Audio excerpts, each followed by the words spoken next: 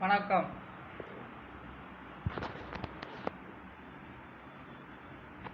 இன்று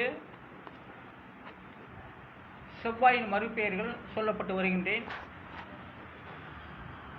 செவ்வாயின் மறுபெயர்கள் பூமிக்காரகன், அங்காரகன், மங்களக்காரகன், சகோதரக்காரகன், காமாதிபதி, முருகன், அத்துடன் இரும்பு.